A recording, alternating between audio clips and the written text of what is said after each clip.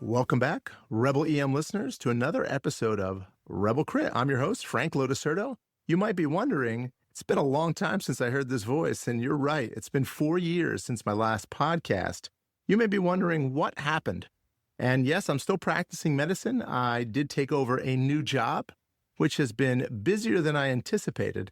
I took over as internal medicine program director in a large, growing medical center in North Carolina.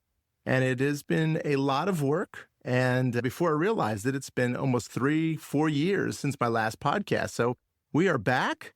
We are going to put some more material out there in Rebel EM, in the realm of Rebel Crit. I'm going to do this a little differently. I have a co-host with me, and he is one of my residents, and I'll let him introduce himself. Hi, I'm Dr. Eric Acker. I'm resident here at this program with Dr. Lodeserto as our program director. I am from Washington State, did medical school at Trinity School of Medicine, and went into medicine, interested in cardiology. So we are going to do these podcasts, hopefully provide a little bit of educational material, and hopefully make a little bit of fun out of it too. Absolutely. I'm glad Eric pushed me on this a little bit because life has been busy. I have 3 kids, wife. They're old enough now to be playing tons of sports. And before you realize it, life just goes so fast. And Eric is highly motivated, and I think we're going to do this project together, and I'm very excited about it. All right, so now that you know a little bit about who we are, so let's dive into what we're going to get into and start this whole podcast on. Yeah, what are we talking about today, Eric? So we're talking about the management and assessment of a critically ill patient on the floors. This is pretty common as an internal medicine resident. If you're on rapid response, obviously ICU people get constantly consulted on these critically ill patients. I understand you have a certain methodology of how you approach these patients and how you work them up and figure out what's going on. Yeah, thanks, Eric. Yeah, of course, as a critical care physician, we're constantly called to patients that we hardly know much about. We're meeting them for the very first time, and we're meeting them probably at the worst time in their lives. They're critically ill. They may be hypoxemic, tachycardic. They are maybe in shock, and we don't know anything about them. Typically, I rely on our residents to give me some information about them. But what I often do is rely a lot on what I'm seeing in front of me. Some quick observations of how the patient might be breathing, how they look, the vital signs in front of me, maybe some quick information, and I have to make some very important decisions that could be life-saving. Or if I make the wrong decisions, I could really hurt the patient.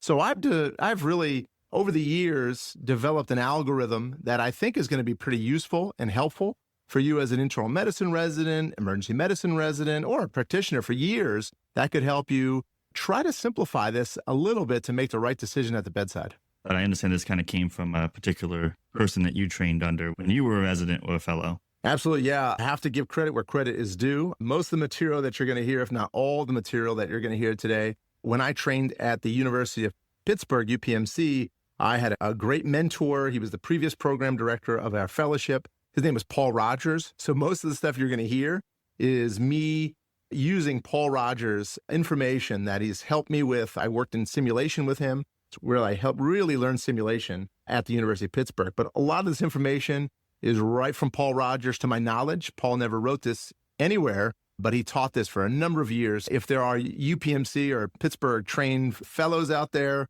you may be very familiar with this algorithmic approach at the bedside. The DO2 equation, the oxygen delivery equation, is probably the most important, if not the most important equation, I think, in critical care. So we will get into that, but we'll gradually move toward it. But what do you want to talk about today, Eric? The approach to hypoxemia? Yeah, so there's 4 different categories. Obviously, we have tachycardia, tachypnea, shock, and then hypoxemia. I think hypoxemia is a good way to start. That's a pretty common place that people get called in. Oh, this patient's desaturating. Can you help us? Yeah. So just to echo what Eric said, I have an approach to the patient who is in sinus tachycardia, approach to the patient who's tachypnic, the approach to the patient who's hypotensive or in shock. But today I have a very practical approach. You may have heard some talks on the causes of hypoxemia, and we will go over that. But I want to give you a real practical bedside tool to use to figure out quickly the cause of hypoxemia. So let's get into that. All right. So we have 5 different causes. I know you want to eliminate basically 3 right off the bat. So, I do, but even before I get to that, Eric, can we just really go over something that's the maybe a little nitpicky? yeah, we were marching this podcast out. He kept saying hypoxemia, and I had to go home and just refresh my memory on hypoxemia versus hypoxia. So I think you want to. I hear the residents say this all the time. They say hypoxia, hypoxemia. And not to get too nitpicky, but I do really want to tease this out because it's important. There's actually different causes of hypoxia and different causes of hypoxemia. First, let's define what I mean by hypoxemia. And that is low oxygen in the blood. That's where the emia comes in. And hypoxia is low oxygen at the tissue level, right? And hypoxemia, we're looking at a patient has a low oxygen saturation indirectly through pulse oximetry. That's the most common thing that we're going to be called about when a patient is desaturating, but that's an indirect measure. That is the pulse oximetry telling that the patient's oxygen levels, blood levels are low. You can also get a blood gas to look at the partial pressure of oxygen, the PaO2, or also directly measure, which is the SaO2, the oxygen saturation. So that's what I mean by hypoxemia. Hypoxia is a little different, right? And so hypoxia is at the tissue level. Most likely, they could be hypoxic at the tissue level. There's 4 or 5 different causes there. When you talk about hypoxia, the first thing is hypoxemic hypoxia, meaning they have low oxygen in their blood, and that is also causing low oxygen at the tissue level. So that's one cause. They could be anemic hypoxia. So they have such a low hemoglobin, maybe from hemorrhage or hemolysis, that their tissues aren't getting enough oxygen. That's anemic hypoxia. There's also ischemic hypoxia. So there is a blockage in blood flow, maybe a coronary ischemia, a stroke, and that is leading to a lack of oxygen delivery to tissues, causing ischemic hypoxia. And the last one is histotoxic hypoxia, meaning they have enough oxygen circulating, it's just not being offloaded at the tissues. That could be sepsis, that could be cyanide toxicity. So that is hypoxia, but we're not talking about that today, Eric. We're rolling it back to just the low O2 sat, 80s, lower in 80s. You're getting called into the room. So your PaO2 is low if they've gotten an ABG, or your SpO2 is low if they're getting a good waveform on that monitor. All right. So we're called, me and you are on the team together, and we're called to the bedside. Patient is hypoxemic, right? So we have a low oxygen saturation, or maybe there is a blood gas showing that the PaO2 or SaO2 is low. Most of the time we're called because it's indirect pulse oximeter is showing that the oxygen saturations are low. How many times does that happen to you, Eric? It's pretty often patients are desaturating. Absolutely. So obviously it's going to be an altitude issue, right? You have 5 things and altitude is going to be the first one. Yes, that's what I first think of is altitude. But no, seriously, 5 causes of hypoxemia, but I'm going to try to narrow this down to just a couple causes for you as the very busy practitioner that's trying to really take care of the patient the best you can and narrow it down very quickly. So just to go over those 5 causes, the first one I think of is hypopnea or apnea. Patient is not breathing very well, taking maybe 4 or 5 very small respirations or not breathing at all. That patient is pretty easy to figure out, aren't they, Eric? I believe these are the ones that can't breathe, won't breathe, or can't breathe enough. Things I think about, maybe it's an overdose, some kind of brain injury, maybe it's cardiac arrest. They are not breathing or not breathing very well at all, taking very small amount of respirations. So we often think of, like I said, intoxication, brain injury, cardiac arrest. That is not the patient I'm puzzled by at the bedside, trying to figure out why they're hypoxemic. Most practitioners can probably see that and figure that out. That's the cause of the hypoxemia. So they have circulation to the alveoli. CO2 is being offloaded to the alveoli. However, they're not taking many breaths in. So the big A, O2 is being displaced there, and they're not getting many breaths in, so they desaturate. But that's not the one that's puzzling at the bedside, is it, Eric? You can usually figure out why that patient's hypoxia. No, you usually have a little bit of past medical history. You can sort that out a little. Or just look at the patient. Well, you can just look at the patient. Breathing, right? Yeah. Yeah. So that one's pretty easy. All right. Number 2, we go through this sort of approach is high altitude. So low barometric pressure. Eric, I'm just going to take this off the list because if you are practicing medicine at high altitudes, then that might be high on your list. But for most of us practicing in a hospital somewhere, that's not the cause of a patient's hypoxemia. So for completeness sake, it's good to have it on there, but you're right. Like in the hospital, we're not going to see this. Obviously, we do have some of our fellow residents that are Nepalese, and maybe they are in the Himalayas climbing Mount Everest, but probably not going to see this in the hospital. Absolutely. Then we come to the third cause, or at least my third cause. You can put this in any order you want. It's something with a diffusion defect, right? So this could be your patient with interstitial lung disease, interstitial pulmonary fibrosis. But again, to be honest with you, Eric, these patients are usually chronic. They're on home oxygen. They may or may not have a diagnosis, but they have chronic hypoxemia. Now, something could have acutely caused them to even more have desaturate even more. So I don't want to forget about those patients, but I usually have a little bit of history saying this patient has some chronic lung disease. So that one, unless I'm hearing that story, I'm taking that off the list. Now I'm talking about the patient here who is fine and then has desaturated and trying to figure out the cause. Essentially, I'm taking that one off the list unless I really have a good history of this chronic lung disease, maybe home O2 requirements, maybe seen by pulmonary multiple times. Maybe we have a diagnosis. So that one I'm taking off my list. Not the first thing I'm thinking of. Typically, you might see these, like you might see a first-time interstitial lung disease patient presenting, and oftentimes these patients are already worked up in the ED. They got that CT scan. They're showing some pretty good bad signs. You have some pretty obvious clues early on in the hospital course before they get to the rapid response level. Absolutely. So to summarize what we just said, we got the patient with hypopnea or apnea. Those are pretty easy to figure out. They're not breathing or they ain't breathing very well. High altitude, again, we're not seeing patients at high altitudes for the most part in the hospital. So I'm taking that off the list as well. Or a diffusion defect we just talked about, typically some chronic lung disease. So we're down to two more causes. Looking at shunt and dead space. Shunt dead space. I'm glad you didn't say VQ mismatch, which is the truth, but I like to tease that out a little bit. Whenever I ask a question to a resident, or even when I was a med student, the answer was always VQ mismatch. And a lot of times you're right, but I want to sort of tease that out a little bit. What do we mean by VQ mismatch? So it actually means two different things. Most people mean VQ mismatch, they mean dead space, but really VQ mismatch could be either shunt or dead space. So let's tease these two out. VQ. So the V stands for ventilation, the Q is for perfusion.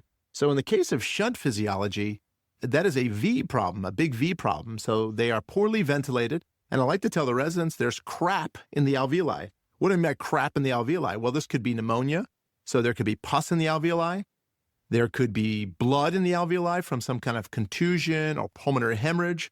There could be fluid in the alveoli, maybe in the case of ARDS or pulmonary edema, or the alveoli could be collapsed itself, an atelectasis. And really quickly, how oxygenation works is by simple diffusion. So as you increase the gradient in the alveoli, it should, through that really thin membrane in the alveoli, just diffuse across from the alveoli to the capillary and by simple diffusion. But if you have crap sitting in your alveoli, then that oxygen is not going to be able to diffuse because the surface area is decreased.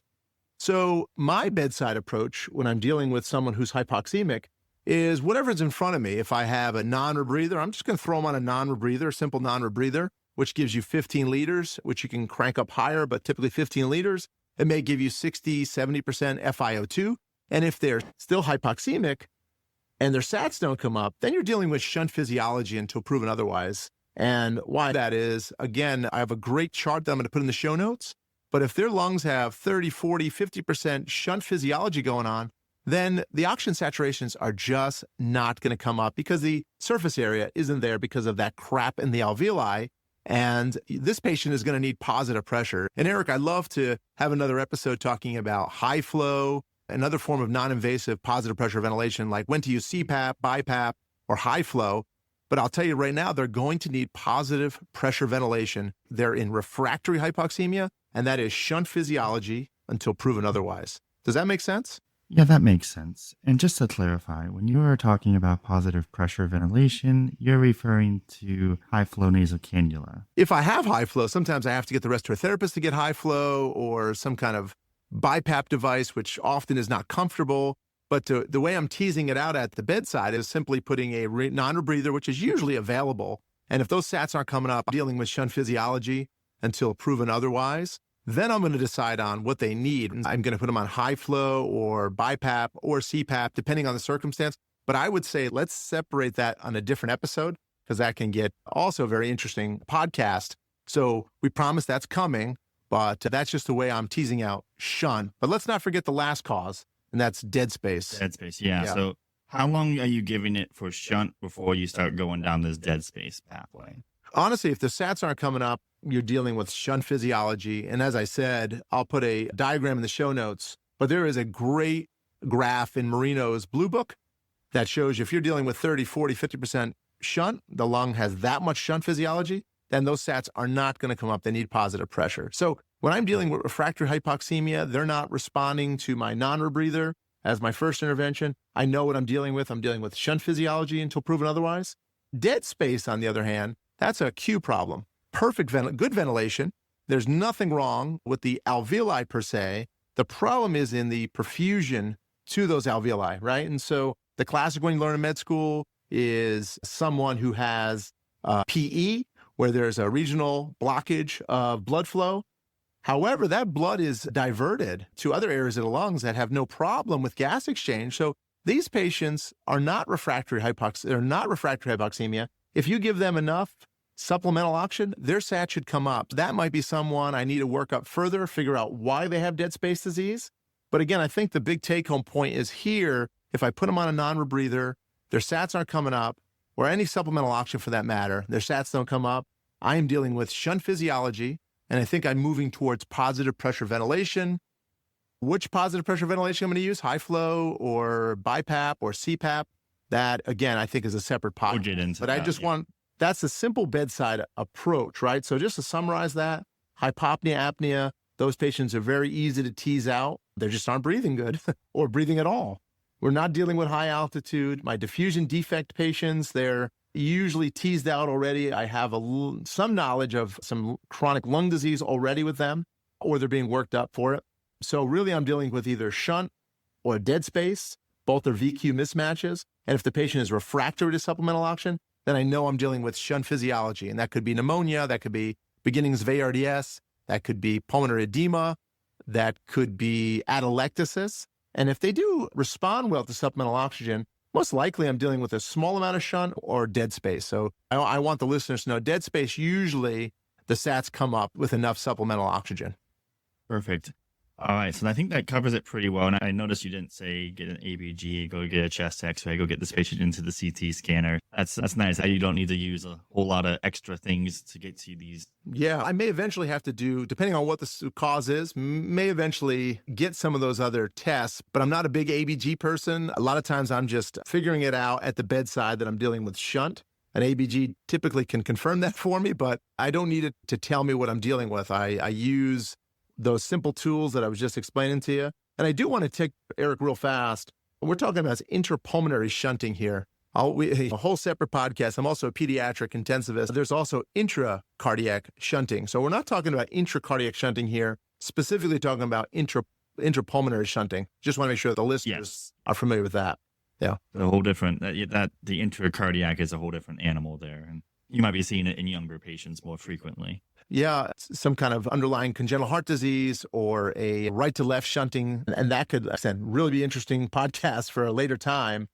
But I think that should probably wrap it up for today. I think we probably teased out the causes of hypoxemia, differentiate that from hypoxia, and what we mean when we're talking about hypoxemia, and a really quick, simple bedside approach to the causes of it. And like I said, specifically getting us down to really two main causes that we're often scratching our head trying to figure out. That's the way I do it at the bedside. In our next episodes, we're going to go in a little more detail on some of the other causes, other things to look up and work up on these critically ill patients. So yeah, we can tackle the approach to someone with the tachypnea, tachycardia. We got a lot of work to do, Eric. Yes, and looking forward to it. Thank you. Yeah, thanks, Rebel EM listeners. Another episode of Rebel Crit, and we will see you next time.